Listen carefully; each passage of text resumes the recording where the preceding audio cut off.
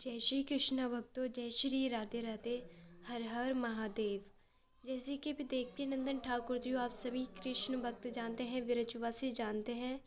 और इतना ही नहीं, इनको गुरु मानते हैं बहुत सारे भक्त।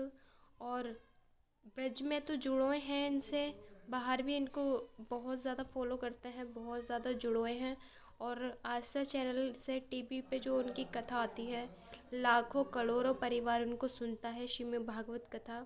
लेकिन सावन के इस पावन अवसर में महादेव के शिव पुराण कथा चल रही है, जो सभी ब्रजवासी बहुत श्रद्धा से, बहुत भक्ति भाव से सुन रहे हैं।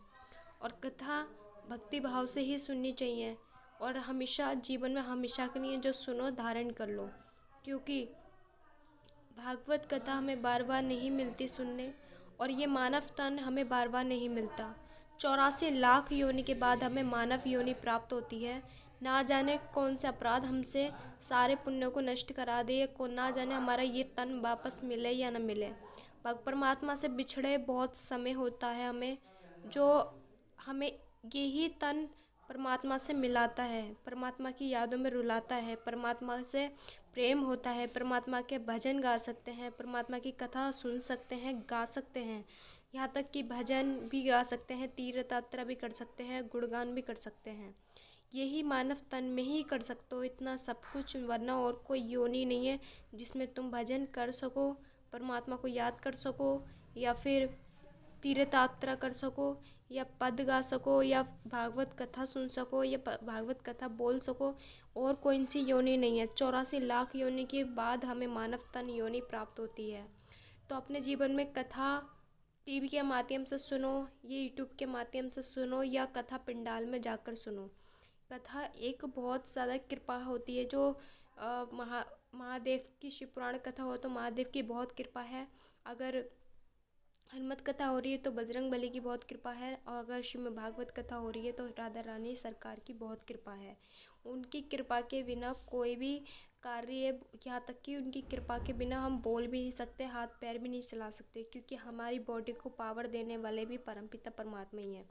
हमें माँ की कोख में वही सींचते हैं, अंग अंग हमारा रोम रोम वही बनाते हैं, और बाकी माता पिता के रूप में हमारा पालन पोषण करते हैं। क्योंकि जितनी हम पृथ्वी पे संतान हैं, चाहे चींटी से लेके पशु पक्षी मानव, सभी जितनी पृथ्वी में है सब परमात्मा की संतान हैं। किसी से इतने हिंसा ना रखें, किसी से इतना किसी का इतना अत्याचार ना करें, किसी पे किसी की जान ना लें। अपने आजकल क्या होता है, अपने स्वार्थ के लिए किसी का भी बलिदान देते हैं, अपने अपने रिश्तों का भी बलिदान देते हैं, अपने अपने कुछ भी रिश्तों की वैल्यू भी नहीं समझते, अपने माता पिता की वैल्यू नहीं समझते, अपने स्वार्थ के लिए और अपने जीव के स्वार्थ के लिए जीव जंतु को खाते हैं, मीट मच्छी खाते हैं, नॉन वेज खाते हैं, और भगवान का नाम लेते हैं और मंदिर में जाते हैं।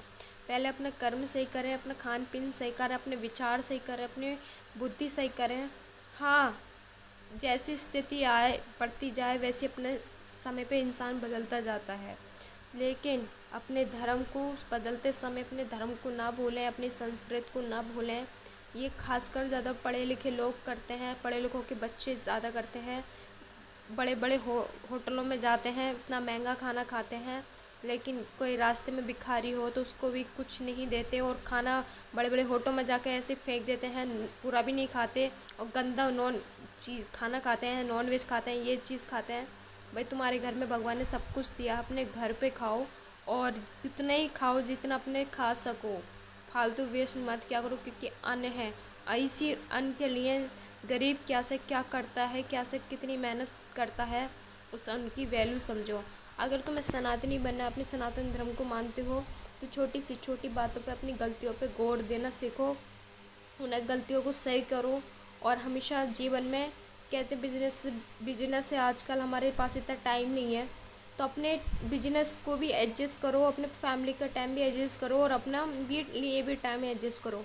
और परमात्मा के लिए जो 24 घंटे हमें दे रहे हैं, दिन रात हर सुबह एक नई निकलती है हमारे लिए, हमारे 24 घंटे हमें दे रहे हैं, तो हमारा भी कर्तव्य, हमारा भी धर्म बनता है अपनी फैमिली को भी टाइम दें, अपने माता पिता को भी टाइम दें, और अपने परमात्मा को भी टाइम दें। ज़्यादा नहीं, आजकल इस कलयुग में ना तप करने की आवश्यकता है, ना घर छोड़ने की आवश्यकता है, ना संन्यास लेने की आवश्यकता है, ना जंगल में जाने की आवश्यकता है। अपनी फैमिली को ही अपने भगवान के रूप में सेवा करो, घर को ही मंदिर मानो, कर्म अपने अंदर से अच्छा करो, और उठते बैठते जितनी दिन भर में हम सांसें लेते हैं अपने परमात्मा का नाम उन सांसों के अनुसार लो। वही तुम्हारा कीर्तन है, वही तुम्हारा धर्म है, वही तुम्हारा भजन है। हमेशा सत्य बोलो, और कभी अगर हाँ किसी अच्छे के लिए हमें झूठ बोलना पड़े तो वो माफ़ कर सकते हैं, वो झूठ नहीं होता। लेकिन अगर तुम अपने बचाने के लिए या कुछ भी करने के लिए तुम अपना झूठ बोल रहे हो, ये गलत चीज़ है तो गलत है।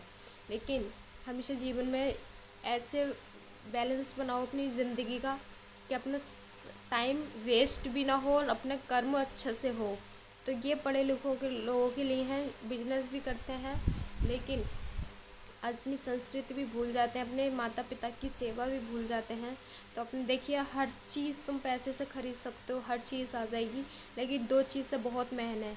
एक, जो समय गुजर रहा है वो कभी वापस लौट के नहीं आएगा, और दूसरा माता पिता की सेवा। जब तक माता पिता हैं उनको खुशियाँ जितना दे सको दो, उनकी सेवा जितनी करनी है करो, क्योंकि एक बार भाग्य से मिले हैं और इनकी सेवा अब कर लोगे तो कर लोगे। अगर हमसे दूर हो चले जाएं तो कभी हमें माता पिता दिन संसार में नहीं मिलते। और तीसरी बात, अपना तन वापस नहीं मिलेगा, मानव तन। क्या पता हमने क्या अपराध कौन से जन्म में क्या किया है हमने इस जन्म में, क्योंकि हम आज कुछ ऐसी बात कर्म होते हैं हमारे करके ही भूल जाते हैं हमने क्या बोला था, क्या करा था। इसलिए परमात्मा की डायरी में सारा हिसाब होता है। तो इसलिए अपना कर्म अच्छा करें, क्योंकि मानव तन बार बार नहीं मिलता। देवकी नंदन ठाकुर जी देख रहे हैं, महान पुण्य जो उनको गुरु मानते हैं अपने चेले, और गुरु का धर्म यही है कि परमात्मा के मार्ग पे ले जाना, परमात्मा से जोड़ देना, परमात्मा से अटैचमेंट करा देना। तो देख सकते हैं देवकी नंदन ठाकुर जी के जो शिष्य हैं, जो उनके सेवादार, जो उनके चेले हैं, सभी से सावन के उत्सव में महाशिवरात्रि तक, शिवरात्रि हो महासावन हो, हमारा महादेव का ही है।